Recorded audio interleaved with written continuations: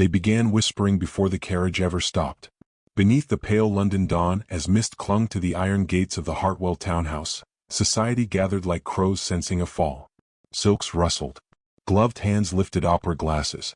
A daughter was to be delivered this morning, and nothing in London proved more entertaining than a respectable ruin. Miss Eliza Hartwell stood at the top of the marble steps, her spine unbending despite the tremor in her fingers. Her gown was not bridal white but a subdued dove-gray traveling dress, modestly cut, carefully mended at the seams where fortune had worn thin. The pearls at her throat had belonged to her mother. They were the last things in the house that had not been inventoried by creditors. Inside, her father's voice quavered over the scratch of a pen. Outside, the city held its breath. "Eliza, my dear," he had said moments earlier, refusing to meet her eyes as he pressed his signet into wax. "His Grace is a man of influence. You shall never know want again. Never know want." As though want were the cruelest fate a woman might suffer. She had once been promised to a gentleman of gentle means and kinder temperament, a man who spoke to her of poetry and small country gardens. That promise dissolved the day her father's investments collapsed like wet parchment. Debts multiplied. Friends vanished. Invitations ceased. London did not tolerate decline, it fed upon it. Now salvation arrived in the form of His Grace, the Duke of Ravensshire. The carriage door opened with measured precision. He stepped down without haste, tall, immaculate in black morning coat and silver waistcoat, his dark hair disciplined, his expression carved from composure itself. If he felt the weight of the watching crowd, he did not betray it. He moved as men accustomed to power moved, without apology and without hurry.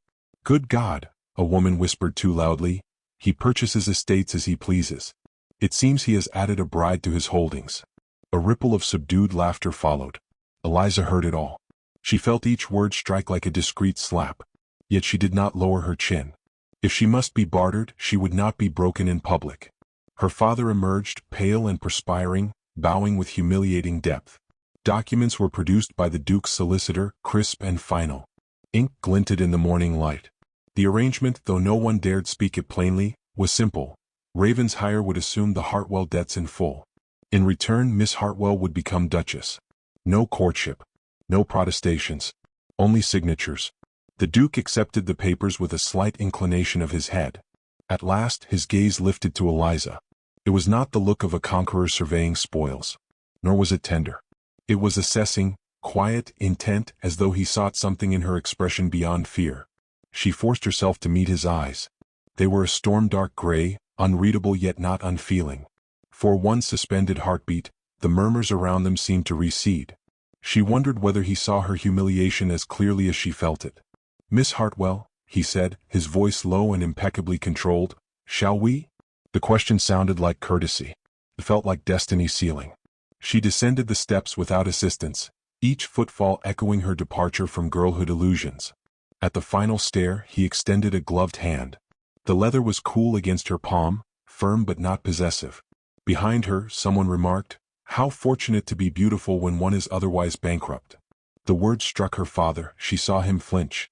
Shame flushed his cheeks, but he did not defend her. He had wagered her future and won his reprieve. That was defense enough. Eliza inhaled slowly. If she wept now, they would savor it for years. Instead, she lifted her chin toward the Duke. "I trust, Your Grace," she said with flawless civility, "that your investment will not disappoint you."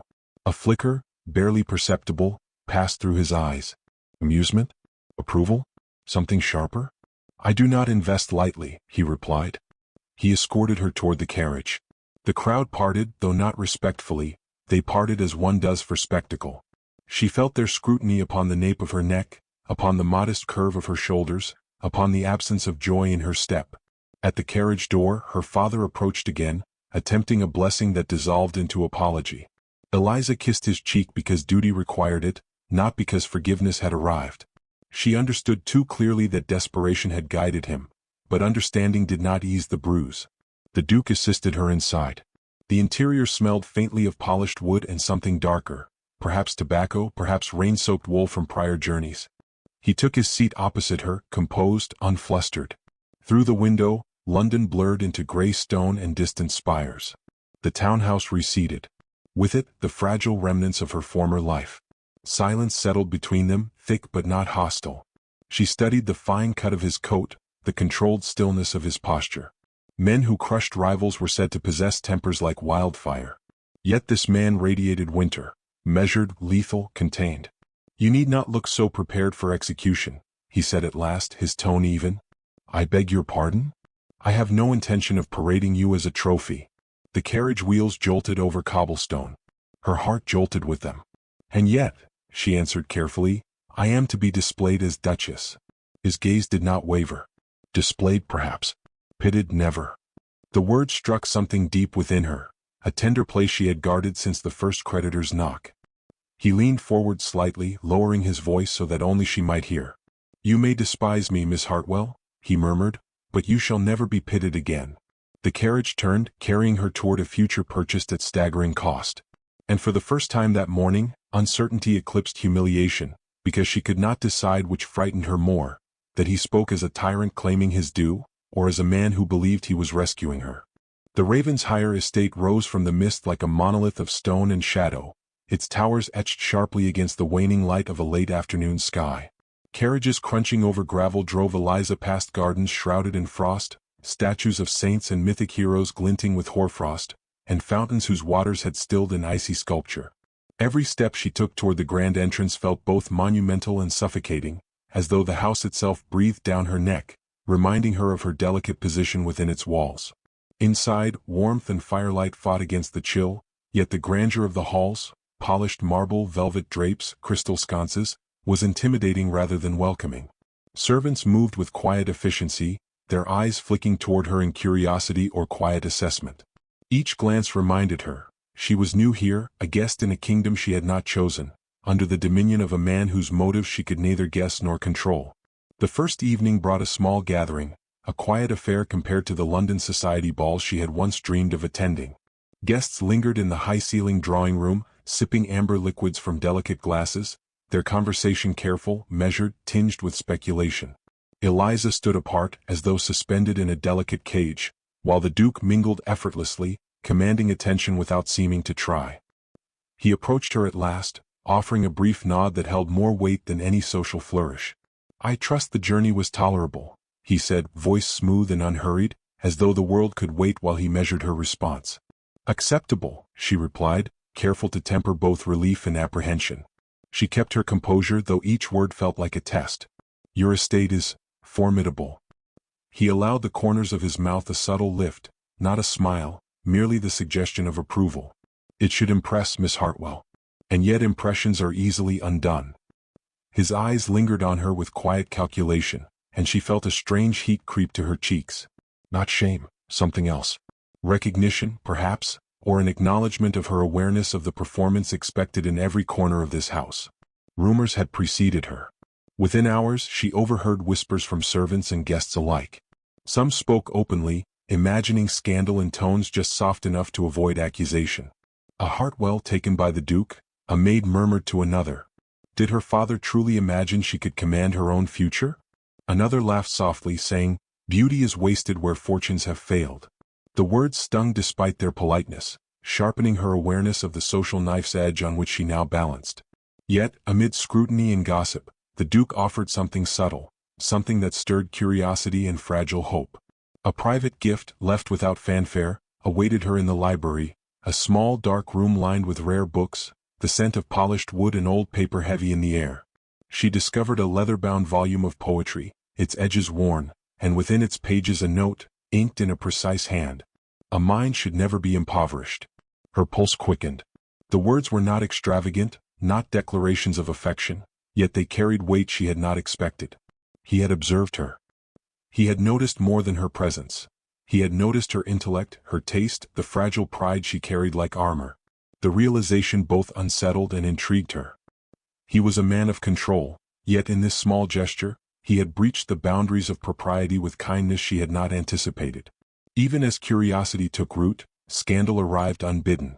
The household whispered of a former mistress in London, a woman whose beauty and intrigue were said to rival any claim Eliza could offer.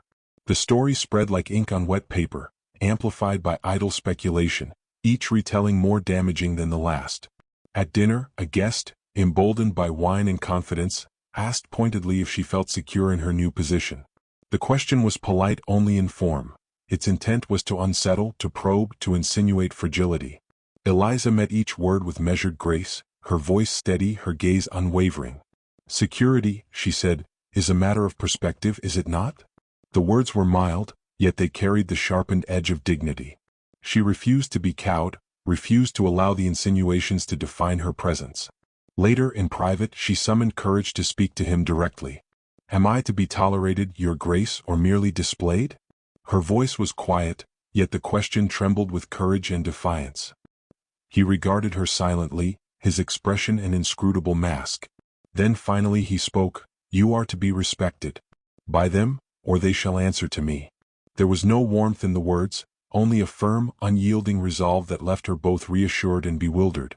Protection in his form was not tender but absolute, a shield forged of authority rather than affection. She understood in that moment that the man who had bargained for her hand would not bargain with her dignity. The next evening brought its own theater. During a small gathering, a woman insulted her with elegant cruelty, words polished to draw a reaction. The Duke, in response, enacted a quiet but devastating social maneuver. He revoked a contract critical to her family's associate, corrected the insult without drama, and then escorted Eliza into the first dance of the evening. Gasps followed in delicate waves, as though the ballroom had been struck by a sudden storm of propriety and power.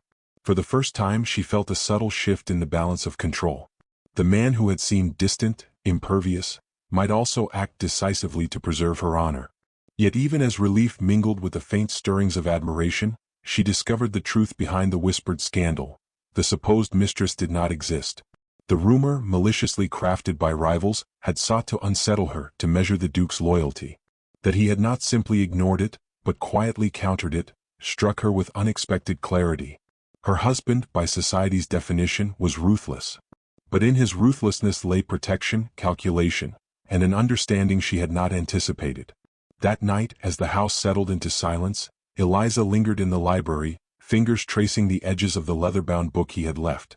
The warmth of candlelight fell over her, and she allowed herself, for a brief moment, to acknowledge a dangerous thought. The man who had purchased her freedom from ruin might also be the first to see the worth she had spent a lifetime concealing. The weight of her position remained undeniable. She was still the subject of whispers, still bound by the terms of a marriage arranged without courtship, still surrounded by a society eager to define her by rumor rather than merit. Yet within the walls of Ravensshire, amid polished wood and flickering firelight, she had glimpsed something unquantifiable: attention, recognition, and a subtle challenge to her assumptions about power and possession. As she closed the book and turned to leave the library, a soft knock echoed through the heavy door. The Duke's voice, low and measured, called her name. "Miss Hartwell," he said, "you will forgive the intrusion. There is something you should see." She paused, heart quickening, aware that within these walls, each gesture could shift her world. And as she stepped toward him, the evening air thick with expectation, she realized that the scandals, the rumors, and the whispers might only be the beginning of a far more intricate story, one in which her dignity and her heart would be tested in equal measure. The wedding night arrived as a storm began to unspool itself across the countryside, dark clouds scudding like restless spirits above Ravensshire. Rain tapped relentlessly against tall windows, tracing patterns across the glass that caught and fractured the lamplight. Inside the chamber, heavy velvet drapes muted the wind, leaving only the low murmur of the storm as accompaniment to the trembling in Eliza's chest. She stood at the threshold, hands clenched around the folds of her gown, every instinct urging caution, every heartbeat warning of the unknown. The room was large yet intimate, four-poster bed draped in deep crimson, the fire casting shifting shadows across the carved mahogany walls. Perfumed candles burned on polished tables, their glow soft but unsteady, flickering with the rhythm of the storm outside. The air carried the faint scent of tobacco and cedar, the house's masculine imprint mingling with the floral undertones of her own dress. She had expected confrontation, perhaps cold dismissal, perhaps the kind of possession whispered about in the gossip that had haunted her since London. Instead she found silence. The Duke stood near the hearth, his dark silhouette rigid yet calm. The glow of the fire outlined the sharp line of his jaw, the intensity of his gaze softened only by the play of light. He did not move toward her, did not reach to claim her as property, and yet his presence filled the room with authority and an unspoken intimacy. Eliza's pulse quickened, not with fear, but with the sudden awareness that this night would unfold according to rules she could not yet decipher. "You need not fear me," he said finally, his voice low, deliberate, and carrying the weight of authority without cruelty. "I do not seek to possess you." She caught her breath, astonished. The very notion was foreign. In the mind of society, in the countless whispered scenarios she had endured, this knight should have belonged to his claims. Yet here, in the shadowed warmth of Ravensshire, she saw a different calculation. A man of power, yes, but a man who measured actions against conscience rather than desire. "And yet," she said softly, drawing her hands together, "I am expected to respond as if I am yours." Her voice trembled only slightly, the restraint of years of propriety tightening each syllable. "You are yours," he replied, stepping closer, yet maintaining a space that demanded no compliance. "Not mine to own, only mine to honor." His words lingered, a paradox of authority and restraint, and she felt the subtle, dangerous thrill of acknowledgement rather than subjugation. The storm outside grew louder, wind and rain clashing against the stone with a fury that mirrored her inner tumult. Eliza moved toward the center of the room, a careful step at a time, as if the space itself required negotiation. She saw the faint flicker of vulnerability behind his composed exterior, the slight tightening at his jaw, the weight of expectation held in check by centuries of discipline. Here he was not merely the Duke. He was a man wrestling with the unfamiliar territory of care and recognition. He inclined his head slightly, offering a gesture more intimate than touch, more revealing than words. "You believe I purchased you," he whispered, barely audible over the wind. "I purchased only your freedom from ruin. There is a difference." The clarity of the declaration struck her, unraveling assumptions she had carried for weeks. She had thought herself a commodity, a prize arranged for convenience and power. In his voice she heard intent and observation, a strategy guided by admiration rather than calculation. Her eyes fell to the floor, reluctant to meet his gaze. "And yet, my life is still bound by your choice," she said, voice faint but carrying the subtle steel of dignity. "How am I to trust that freedom is truly mine?" He took a measured step closer, the firelight tracing the lines of his face with a soft, almost reverent glow. "Because I have observed you," he said, "from the moment you endured London with unbroken poise, from the instant you refused to flatter men whose power demanded it. I admire your constancy, your courage, your grace. And I swore to protect it, not to claim it." For the first time, Eliza perceived the depths of his reasoning, the thoughtfulness concealed beneath the Duke's reputation for ruthlessness. Every action, the library, the subtle rebukes of insult, the careful observation of her presence, was part of a pattern she had not yet fully understood. He had measured her worth, not in jewels or fortune, but in spirit and intellect. The fire cast long shadows between them, and in those shadows the unspoken possibility of trust took root. She moved a step closer, testing boundaries that society had once dictated but that the chamber now seemed to dissolve. Her hand hovered, not seeking permission, but acknowledging the unspoken contract of respect and understanding.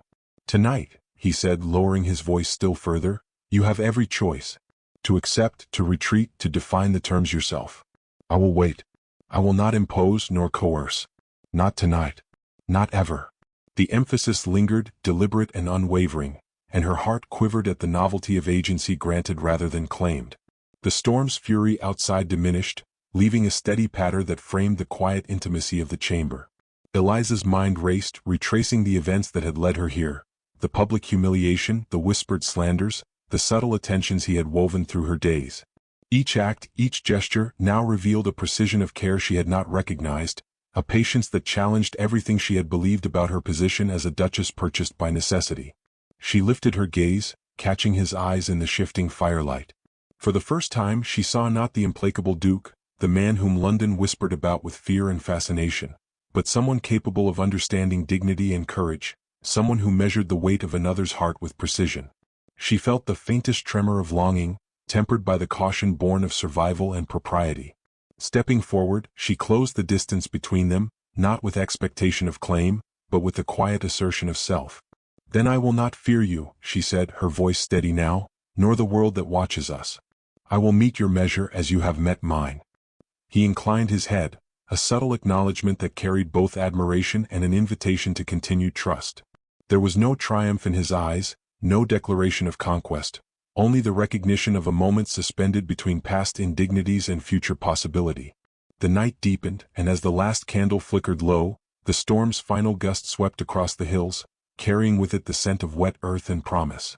In that space, bound by firelight and silence, Eliza felt the stirrings of hope. A fragile, dangerous hope that the man who had seemed her jailer might become the first to recognize her worth beyond whispers and transactions. A faint knock at the chamber door drew her attention. The Duke's voice, quiet and measured, called her name. "Miss Hartwell," he said, "there is more you should know. Some truths perhaps too long kept from you." Her breath caught. She knew that whatever followed could alter the fragile understanding they had built. And as she stepped toward him, the flickering shadows seemed to lean closer, as if the room itself waited to witness the unveiling of intentions, the disclosure of motives, and the beginning of a connection that might redefine everything she had believed about power, freedom, and the heart. The morning light filtered through tall windows, casting long shafts of pale gold across the Ravensshire estate. The halls were unusually still, each polished floorboard absorbing footsteps with a hush that emphasized the gravity of the day. Word had reached the estate that a scandal, carefully concealed in whispers, threatened to surface in Parliament. A rival of the Duke, cunning and impatient, intended to expose the origins of Eliza's marriage, to portray her as a commodity purchased rather than a partner chosen. The thought alone set her stomach taut, a knot of dread and indignation twisting in her chest. Eliza walked through the corridor toward the great hall, her gown a muted ivory, its silks catching the light in gentle waves. Each step echoed her inner resolve, a rhythm of determination masking the fragile anxiety beneath. The Duke had summoned her earlier, speaking quietly in his study, his hand resting briefly over hers in reassurance. "Today we measure what they value in words and titles and what we value in truth," he had said, his voice calm, yet carrying the steel of command. The hall swelled with distinguished guests, each one clad in finery of dark velvets, silks, and lace, their eyes bright with curiosity and speculation. Conversations paused as she entered, glances flickering between the Duchess and the Duke with veiled calculation. It was a delicate theater, a performance where every gesture might be examined and misinterpreted. Eliza's posture was impeccable, her expression serene. She had learned, through weeks of observation and careful adaptation, how to wield dignity as both armor and weapon. The Duke approached her as they reached the center of the room. His presence radiated authority without ostentation, an unspoken reminder that he could dismantle any affront with ease. He inclined his head, offering a subtle, reassuring glance. She met it with understanding. There was no need for words. They shared a strategy forged in quiet observation, in mutual respect and tacit trust. A hush fell as the rival approached, a man with eyes sharp as razors, lips curved with the satisfaction of anticipated triumph. He raised a hand in greeting, his words carefully measured to wound. "I trust the Duchess finds her position satisfactory," he said, tone light, yet imbued with insinuation. The room seemed to tilt, every gaze focused on Eliza, awaiting a falter. She lifted her chin, her voice steady, her articulation precise. "Satisfactory is defined by circumstance," she replied, "but dignity and choice are matters of personal authority, not public conjecture." Her words struck with unexpected firmness, resonating through the hall with clarity and assurance. A faint murmur passed among the onlookers, some impressed, others unsettled. The rival faltered, momentarily taken aback by the poise behind her tone. The Duke stepped forward, not with aggression, but with a precision of influence honed over years. "My wife," he said, voice calm but carrying an imperious weight, "was neither purchased nor placed. She was chosen with respect and admiration, by the man who values her mind, her courage, and her character above all else." The room stilled. Conversation stifled itself. In a single measured declaration, he dismantled the insinuation, exposed the audacity of the rival, and reasserted the truth without raising his voice. Guests exchanged glances, the power of his words resonating through the collective consciousness of the assembly. It was a display of authority married to respect, a subtle but absolute reaffirmation of Eliza's place, not merely as Duchess, but as an individual who commanded regard. Eliza's heart swelled with a mixture of relief and admiration. The man beside her, once perceived as distant, almost forbidding, had acted decisively to preserve her honor. Yet the act was not one of spectacle for her benefit alone. It revealed layers of his character, a profound understanding of justice and loyalty that had remained hidden beneath the veneer of societal ruthlessness. Later, in the quiet of the library, she sought him out. The echoes of the hall still lingered in her mind, the memory of glances and whispers entwined with the thrill of vindication. He looked up from a ledger, his expression softening as he noted her approach. "You navigated the hall with grace," he said. I trust you are unharmed by their machinations? I am unharmed because you were precise in defense, she replied, a faint smile touching her lips. And yet I am changed. Witnessing your intervention, I perceive depths I had not anticipated. Her gaze traced the lines of his face, searching for the human beneath the authority, the subtle vulnerability behind the formidable exterior. He closed the ledger slowly, folding his hands on the desk. I feared your initial impression of me would linger, he confessed. I feared that my reputation, my methods, would overshadow the truth, that my regard for you is neither public display nor possessive control, but a measure of respect for your strength. His eyes, intense and unflinching, met hers. I have waited for you to see it as I do. Eliza's breath caught. The revelation unsettled her in ways she had not foreseen. The man who had seemed so exacting, so impervious, revealed now a deliberate tenderness masked in calculation. She realized that the scaffolding of their interactions, the library, the subtle interventions, the careful observation, had been an architecture of protection, not constraint. A silence enveloped the room, thick with the weight of shared understanding. Eliza felt the pull of desire tempered by propriety, the thrill of admiration moderated by the careful awareness that their connection had been forged in restraint. She approached him, each step deliberate, a negotiation of courage and vulnerability. Alexander, she said softly, the use of his given name a small but deliberate transgression against formalities, you have acted with precision, yet I wonder, was it concern, admiration, or some measure of both that guided you? He inclined his head, a shadow of a smile curving his lips. Perhaps all, perhaps one, and perhaps the rest is yet to be revealed, he replied, voice low and deliberate. The ambiguity hung between them, charged with promise and invitation. Outside, the wind had calmed, leaving only a faint patter of residual rain. Within the walls of Ravensheim, a new equilibrium had emerged, one of mutual recognition, careful trust, and the tentative stirrings of intimacy. Eliza felt the first authentic sense of agency she had experienced since her arrival, a realization that her worth had not been determined by arrangement, nor by scandal, nor by rumor, but by the man who had chosen to honor her entirely. She stepped closer, closing a fraction of the distance that had kept them suspended between formality and intimacy. Then I shall trust, she said, voice steady, that your regard is not bound to circumstance, but to the truth you have shown me. He regarded her for a long moment, eyes tracing the careful confidence in her stance. Then trust shall not be misplaced, he said. I am neither tyrant nor admirer, but witness to your courage. And I intend to remain so. The room seemed to hold its breath, as though the shadows themselves waited for the next act in their unfolding story.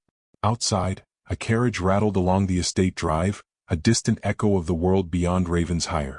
Within, two hearts measured the possibility of union, not imposed, not purchased, but chosen through respect, understanding, and the first whispers of desire. Eliza allowed herself a slow exhale, feeling the tension of fear and anticipation ease into something unfamiliar yet welcome. And as she turned toward the window, watching the last droplets of rain streak the glass, she realized that the battles of society were not yet over. Yet in that quiet moment she had tasted triumph, not in public acclaim, but in the knowledge that the man beside her had chosen to honor her in a way the world could neither see nor touch. A knock at the library door startled her, and the Duke's voice, low and precise, called her name once more. Eliza, he said, there is one matter left, a truth you have not yet been told.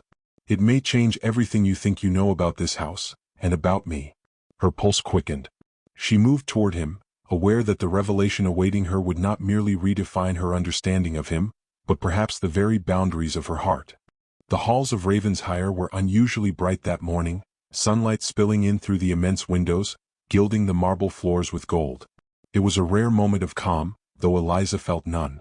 Word had spread through London's social circles that a scandal intended to shame her had been averted, but the threat remained, lingering in the shadows of whispered letters and cautious glances. The Duke had called her to his study, a quiet chamber lined with books and polished wood, the air heavy with the scent of cedar and ink. She entered, heart racing, each step measured yet purposeful, acutely aware that her life, her dignity, and her heart hung in delicate balance. Alexander, the Duke of Ravensheim, stood by the window, hands clasped behind his back, his profile etched against the sunlight. The weight of authority he bore seemed less formidable than it once had. It now carried a different gravity, tempered by patience and understanding. When he turned, his eyes met hers with an intensity that commanded both attention and vulnerability. Eliza, he said, his voice calm, deliberate. "There are truths you must understand before the day concludes. They concern both your place here and the choice I made in bringing you to Ravensheim." Her pulse quickened, yet she remained poised. "I am listening," she said softly, the quiet steel of her voice betraying none of the anticipation that roiled beneath her composure. He gestured toward the fireplace, the dancing flames illuminating his sharp features and the subtle vulnerability beneath. "You have endured whispers and insinuations, doubts cast upon you by those who do not understand your worth," he began, pacing slowly, deliberately. "It was suggested to me that you were a purchase, a transaction to secure the debts of your family. But that is not so. Not ever. I did not acquire you for advantage nor for display. I chose you because I recognized from the moment our paths crossed, a mind and heart that demanded respect." Eliza's breath caught. She had anticipated declarations, promises, perhaps even cold logic, but not this. A raw acknowledgement that combined admiration with honesty. She felt the wall she had built around herself, around her shame, her fear, her expectation of being judged, begin to quiver. "You speak of choice," she said carefully. "Yet every action of our union has been dictated by circumstance. How can I reconcile the freedom you claim with the reality that brought me here?" The Duke moved closer, stopping a measured distance away.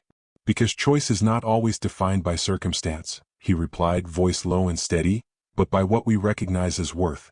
I saw, beyond the ruin, the courage that others overlooked. I saw you, Miss Hartwell, not as a burden to be secured, but as a soul to be honored." His eyes searched hers, unwavering, challenging, and inviting. She felt the stirrings of something she had not allowed herself to feel before. Hope, fragile and trembling. "And if the world challenges that worth?" she asked, voice barely above a whisper. "If whispers and judgments persist?" He smiled faintly, a movement that softened the rigid lines of his face without diminishing the weight of authority he carried. "Then we face them together. I am not a man to leave injustice unaddressed, nor to allow harm to those I value. Your dignity is mine to protect, as you are mine to respect. Always." The sincerity in his words disarmed her.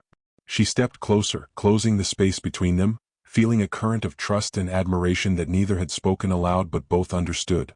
The firelight danced across his face, highlighting the sharp intelligence, the quiet strength, and the restrained passion beneath. She had believed herself alone in her trials, yet now she realized that her burdens had been witnessed, her spirit recognized, and her courage quietly celebrated. "Alexander," she said, her voice steadier now, "all this time, I feared you saw me as a possession, a solution, a transaction. I was wrong." She paused, letting the words settle. "I see now that you chose me, and in doing so, you offered something no fortune or title could grant, recognition of my worth as it is, not as it is whispered to be." He reached out then, a gesture neither hurried nor possessive, placing a single gloved hand lightly upon hers. The touch was electric in its restraint, a declaration more powerful than any kiss, more profound than any promise. "Recognition is only the beginning," he said softly.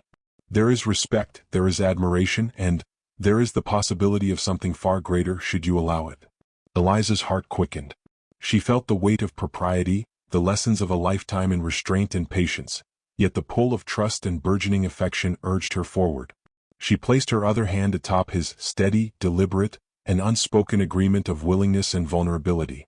"Then I will allow it," she said, voice unwavering, "because I now know that freedom and respect are not mutually exclusive, even in the hands of one as formidable as you."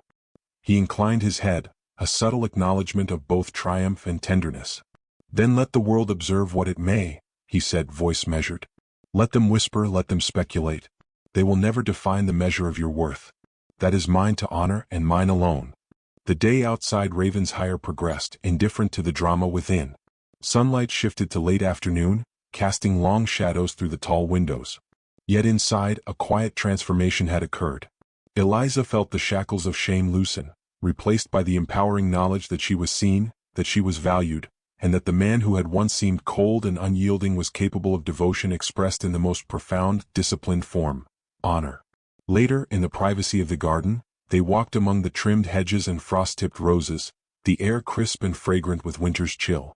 Each word they exchanged was deliberate, layered, a conversation of intellect and emotion intertwined. She discovered humor behind his precise observations, tenderness beneath the authority he wielded, and a patience that mirrored her own guarded heart. In return, she revealed wit and insight, courage and vulnerability, the very qualities he had admired from the start. As they reached a small fountain, its waters frozen in crystalline elegance, Alexander stopped. He looked at her, his expression a careful balance of authority and vulnerability. "Eliza, you are more than I imagined," he said, voice low, resonant, carrying weight without coercion. "Not because of your beauty or your title or the fortune you restored, but because of who you are beneath the expectations of society and the demands of circumstance. You have taught me that the heart can be honored without compromise, that strength and tenderness need not oppose one another." Tears pricked her eyes, unbidden and unashamed. She had endured humiliation, endured whispers and doubt, and now stood in the knowledge that she had been recognized, not merely tolerated, not merely shielded, but celebrated for her very self. She placed her hand over his, a simple gesture that conveyed all the gratitude, relief and tentative longing that words could never fully contain. The Duke smiled, faint but genuine, a rare softness that belied the rigid control he maintained in society's eyes. "We begin then together," he said. "Not as master and subject, nor as savior and rescued, but as equals, each chosen, each honored, each respected." The sun dipped lower, gilding the frost and stone with warm light that hinted at a new season. Ravensshire, a house that had seemed a fortress of judgment and distance, now felt like a home built on understanding and shared strength. Eliza felt a warmth blossom within her chest, a mixture of pride, hope, and a deep, growing affection that she no longer resisted. A distant carriage rolled along the estate drive, the sound reminding them of the world beyond these walls, a world still bound to gossip, to expectation, to calculation. Yet inside, in the quiet embrace of shared recognition, the storm of society seemed powerless. They stood together, two individuals bound by choice and honor, not circumstance alone. Alexander's voice broke the silence once more, low and commanding yet intimate. "Whatever the world may claim, whatever whispers they send, remember this. Your worth is not dictated by rumor, nor by arrangement, nor by fortune. It is defined by your courage, your spirit, and the respect you command. And I will ensure it is never questioned again." Eliza looked up at him, feeling the truth of the words sink into every fiber of her being. She realized that the battles of society had not vanquished her. They had refined her, sharpened her, prepared her to claim the dignity that had been hers all along. And as she allowed herself to lean slightly into him, aware of the warmth of his presence and the certainty of his devotion, she understood, finally, that the world's judgments were powerless against the recognition and honor that they had forged together. A soft knock echoed at the garden door, delicate yet insistent. Alexander's eyes met hers, a spark of understanding passing between them. "Come," he said, voice low, "some truths still wait to be revealed. And this time they concern not society nor scandal but the heart itself." Her breath caught. She stepped forward, toward him, toward the unknown, toward a possibility that promised to redefine everything she had endured and all she had yet to feel. The frost-tipped roses shimmered in the late sunlight, as if holding their own breath, waiting to witness what would come next. And in that suspended moment, she knew with absolute certainty. The story of her life had changed irrevocably, beautifully, and entirely in her own hands, yet intertwined with the man who had chosen and would continue to choose, to honor her above all else.